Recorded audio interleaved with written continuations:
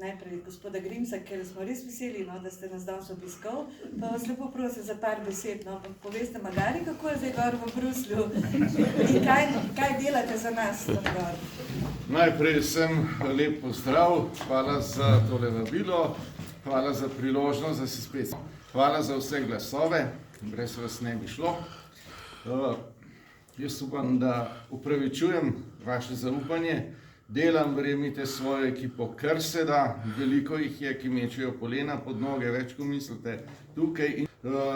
Zdeležen smo zelo velik omejitev v medijih, tako da marsikaj verjetno niti ne pride do vas, ker vse naredimo, pa kljub temu sodeloval sem na enih 10 mednarodnih konferencah, dal sem predlog za Elona Muska za Nobelovo nagrado za mir zaradi spoštovanja človekove pravice, svobode javne besede, zato sem pridobil več 10 podpisov kolegov iz Evropskega parlamenta, podpise iz Slovenskega parlamenta in drugih parlamentov, pa pač nekaterih najuglednejših profesorjev in pa tudi iz sodne veje oblasti. Vse to šteje, bomo videli, kakšen bo uspeh, ampak že sama vložitev je pomembno sporočilo, kako pomembna je govora, ta temeljna človekova pravica, kajti brez nje je vse drugo samo še farsa. Da ne bom predolg, bi samo opozoril, da na današnji dan srečamo to v tem kraju zagotovo najbolj veste, o tem tudi pišem v moji knjigi, zdaj jo pripravljam za izdajo tudi v tujini. Ste dokaz, da se je po drugi svetovni vojni zgodil genocid nad slovenskim narodom in to je zločin, ki ne zastara.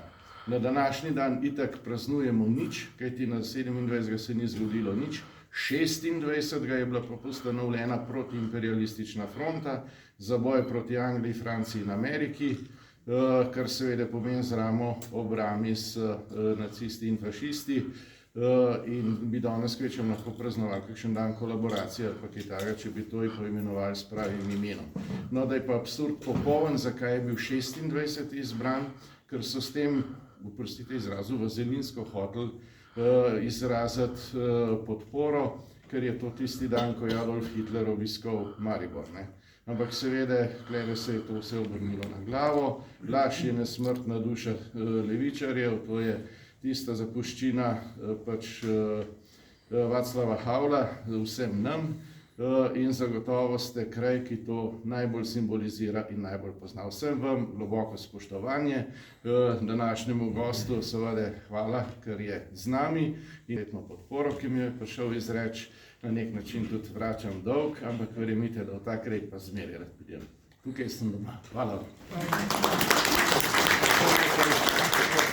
Najbrž na koncu ne bom imel prilike še enkrat. No. Veste, eno stvar pa sem naredil v Evropskem parlamentu, ker je nihče ni. In ko sem to prvo naredil, da ne bom pretiraval, ene 2/3 dvorane, ne polovica, 2/3 kar sva pozela.